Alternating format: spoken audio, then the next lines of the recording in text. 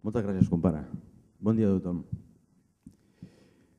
Bé, en primer lloc voldria parlar una mica del Charlie, perquè és la persona que ha coordinat una mica tota aquesta moguda i de fet fa un parell d'estius amb uns bolos que vam compartir una gira conjunta també en Gertrudis, aquí està el Xavi. Doncs anàvem parlant d'aquest tema de muntar aquesta plataforma perquè la gent de la rumba estigués junta per poder fer sentir la nostra veu a tot nivell institucional i a nivell de carrer. I com explicava el Sicus, quan comentava el tema, feia memòria de Rumbacat, que va ser suposo una mica la gènesi que estiguem avui aquí. Rumbacat va néixer amb una intenció d'unificar tota la gent que feia rumba per evitar justament aquelles lluites fratricides que potser havien existit en un temps. I ens vam ajuntar gent de diferent pelatge i vam fer una feina que encara a dia d'avui suposo que la conseqüència és que estiguem aquí plegats per poder muntar aquesta plataforma, que està molt bé la diferenciació que feia l'Alo abans de muntar una plataforma i no un partit polític.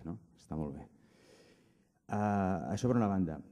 D'altra banda, clar, aquest apartat, la taula aquesta d'aquí era de parlar de la història, de l'oclusió, i ja m'han dit no parlis del passat, no t'enrotllis parlant de coses del passat i no m'enrotllaré a parlar del passat per un motiu molt evident, perquè aquí hi ha part de la història viva de la rumba, que és el rei Paret i el Cluchacho, i aleshores jo em veig poc capacitat per poder parlar d'història quan ells són història viva. Teòricament tots sabem moltes coses, tots ens hem posat a llegir molts llibres i sabem moltes coses perquè ens interessa, perquè som gent del món aquest, però vull dir que no parlarem, no parlaré de la història de la rumba perquè m'han dit que no parli de la història de la rumba. Voldria fer simplement menció en què en tota aquesta llarga cadena que es comença als barris de Barcelona, des del carrer de la Seda, al barri del Portal, al barri de Gràcia, Hostafrancs, va venir una persona de fora que es deia Gato Pérez, que penso que va ser de les primeres que ens va obrir els ulls a dir nois, ja sabeu el que teniu aquí, perquè de vegades un té moltes coses o té una joia molt gran i no sap donar-li el valor a aquella que té, perquè com que és seva i l'ha tingut sempre, doncs no li dona el valor que potser hauria de tenir. I va ser una persona de fora, ja acostuma a passar, que ens va dir nois, ja sabeu el que teniu. I aquesta persona va ser el Gato. I aleshores també voldria, ara que no hi és entre nosaltres, almenys físicament, voldria tenir un record per ell perquè de fet ell va fer molt perquè la rumba agafés el paper que ara suposo que tots volem que agafi, que estigui reconeguda, que sigui una música popular, que sigui música tradicional, que sigui una música que tingui una catalogació, rumba catalana, no música espanyola, que està molt bé, o copla, sinó que tingui una catalogació. El Gato va treballar molt per això i això ho sabem els que vam conèixer i la feina que va fer ho sabem.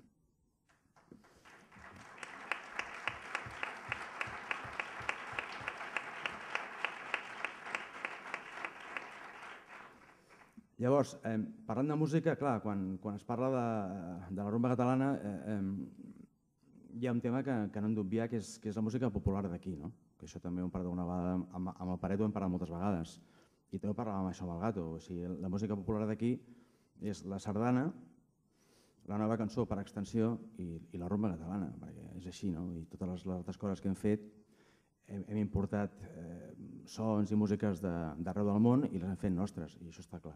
I la rumba, com a música d'anar i tornar, és una música de barreja, que té moltes influències, té influències del rock, del mambo, de les habaneres, de qualsevol tipus de música, i aquest moviment de recuperar les músiques populars que ja va començar fa uns anys, quan el que era en si el rock and roll va començar a anar de baixa perquè les fonts de creació s'estaven secant.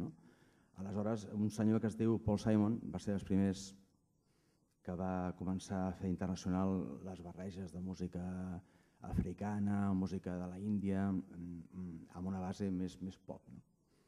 I arrel d'aquí, això estem parlant dels anys 80 una mica, però a partir d'aquí tots els pobles van anar buscant una mica la seva música d'arrel. I entronco això amb l'actualitat ara mateix, que el fet que tothom faci ara música rumba, que tothom faci rumba com a vehicle de comunicació, és perquè és la música d'aquí. I aleshores, doncs, tothom per generar, ha anat a buscar la música de casa.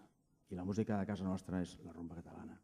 No és gratuït que el Charlie pugui muntar cada setmana un cicle que es diu Rumba Club, que suposo que us coneixeu. Perdoneu.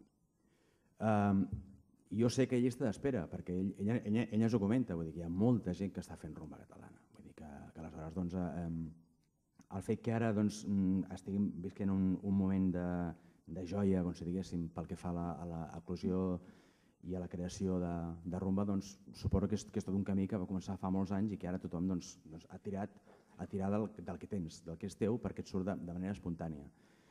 I això sumat al tema que la rumba ja no és patrimoni de ningú, perquè de fet la música no és patrimoni de ningú com la poesia, surt perquè surt. I aleshores, com que estem aquí fent rumba, si estiguéssim a un altre lloc igual faríem una altra cosa, però com que estem aquí fent rumba.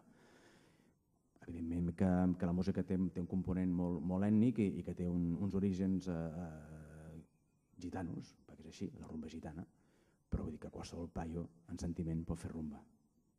I qualsevol gitano en sentiment pot fer jazz. Això és igual. Això ve així, no? Aleshores, doncs, quan es parla a vegades, que és ho parla abans en Paret, quan estava parlant que si fa 50 anys li van dir vamos a aprovechar este momento, no? I perquè d'aquí 2 anys això s'acabarà. De fet, de vegades, quan es parla de rumba, sembla com si estigués sempre a la UBI, o sigui que mai s'acaba de morir. És com aquell malalt que sempre està llentobat, així, i no s'acaba mai de morir. O sigui, la rumba, jo penso que és dura, no? No s'acaba mai de morir, perquè, noi, això s'ha acabat, i, bueno, ara parlàvem abans amb el David, nosaltres som aquella baula, no? O sigui, entronca amb els mestres, vull dir, som aquella música dels anys 90, i o sigui, encara estem aquí, afortunadament, fent això que estem fent, i bueno, això encara no s'ha mort, i això està ple de gent, i hi ha molta gent que està fent rumba actualment i no s'ha mort, per tant, hi ha molts agoreros en aquest món. Tu lo veus, sí o no? Que és una mica aquest... És com quan es parla de llengua catalana, no? La llengua catalana desapareixerà i tal i qual. Escolta'm, ens han plantejat molt durant molts anys i la llengua catalana encara està aquí. O sigui, encara l'estem parlant en normalitat com qualsevol altra llengua que es pugui parlar al país, que no hi ha cap problema. La rumba és el mateix, vull dir que es va mantenint, vull dir que no s'acaba de morir mai, a més que la matem nosaltres, que no penso que sigui el tema, però en total... Sí, Cabrera, tu sabes esto de què va.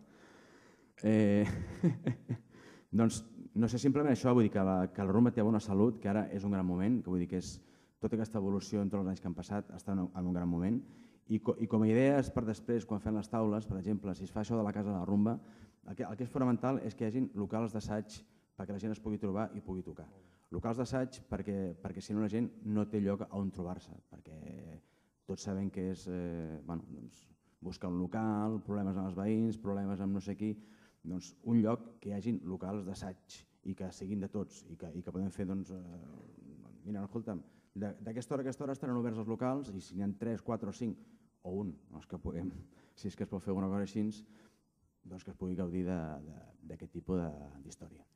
I pel futur, doncs, depèn de nosaltres. Això és com aquell cuiner que, escolta, jo tinc fet una gran revolució a la cuina, fantàstic, he fet aquí unes coses, tal, però no si no hi ha un bon bistec o no hi ha un bon tros de peix, aquell plat no val res de res.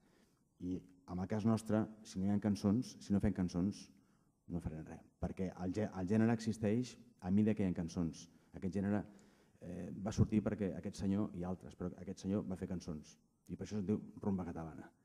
I altres que van a darrere van fer cançons. Si no fem cançons no hi haurà gènere. I si no hi ha gènere, que no passarà, companys?